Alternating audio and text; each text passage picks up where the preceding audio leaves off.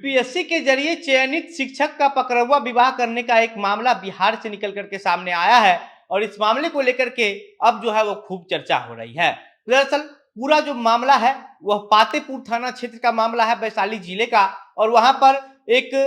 सत्यनारायण राय नाम के एक व्यक्ति हैं जिनके बेटे का नाम गौतम कुमार है। गौतम कुमार का बीपीएससी के जरिए जो है वह शिक्षक में चयनित होता है और चयनित होने के बाद उपरा हाई उत्क्रमित स्कूल में जो है वो उसका ज्वाइनिंग होता है। ज्वाइनिंग होने के बाद गौतम कुमार अपने घर से रोज वहां पर जाता है और बच्चों को पढ़ा करके वापस लौटता है। लेकिन उसी गांव का एक व्यक्ति जिसका नाम राजेश राय है, राजेश राय एक दिन बोलेरो पर अपने सगे संबंधियों के साथ सवार होकर के पिस्तौल लेकर के आता है और स्कूल के अंदर से ही जो है वह गौतम कुमार को उठा करके लेके चला जाता है। इसके बाद स्कूल के जो प्रधानाध्यापक होते हैं वह जाकर के थाने में एफआईआर दर्ज कर पाते हैं कि ड्यूटी के दौरान उनके स्कूल से एक शिक्षक का पिस्तौल के दम पर अपहरण कर लिया गया है। और फिर परिवार के लोग भी जो है वह एफआईआर दर्ज करवाते हैं, यानी कि पातेपुर थाना में 2 एफआईआर दर्ज होता है जिसमें ये कहा जाता है कि गौतम कुमार का स्कूल में पढ़ाने के वक्त जो है उसी समय से अपहरण हो गया है।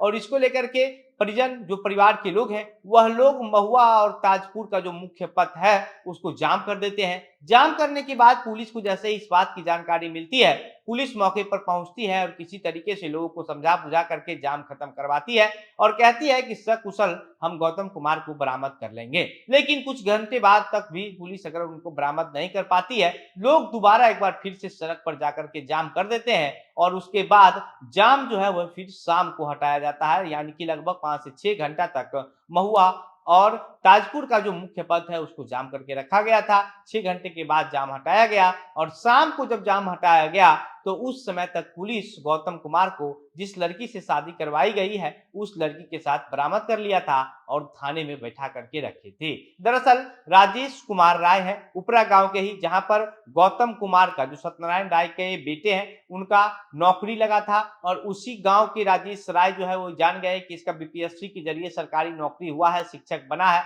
लड़का देखने में भी अच्छा था। फिर वो एक दिन पिस्तौल लेकर के अपने सगे संबंधियों के साथ बोलेरो में सवार होकर के आते हैं और गौतम कुमार को उठा करके लेके चले जाते हैं। जब परिवार के लोग जो है वो सड़क पर जाम कर रहे थे, सड़क जाम करने के दौरान किन्हीं के मोबाइल पर व्हाट्सएप पर एक फोटो आता है जिसमें ये पता चलता है कि गौतम कुमार का विवाह हो गया है। इसके बाद फिर लोग जो है वो पुलिस के पास जाते हैं, थाने में एफआईआर दर्ज होती है और अभी जो है वह दोनों लड़का और लड़की को थाने में जो है पुलिस अपने अंदर में रखी हुई है। इस पर बातचीत हुआ, दोनों परिवार के लोगों से बातचीत करने की कोशिश की जा रही है। बाकी गौतम कुमार के परिवार के जो लोग हैं वह लोग ये कह रहे हैं कि जबरदस्ती पिस्तौल के बल पर शादी किया और शादी करने से जब बेटा उनका इनकार कर रहा था तो उस शिक्षक के साथ मारपीट भी किया गया है। और इसको लेकर के अब राजेश राय जो उपरा के रहने वाले हैं, उनकी बेटी का नाम है चांदनी कुमारी, उन्हीं से अपने उसकी शादी करवा दी। अब इसको लेकर के एफआईआर दर्ज किया गया है और एफआईआर दर्ज होने के बाद जो है वो राजेश कुमार जो है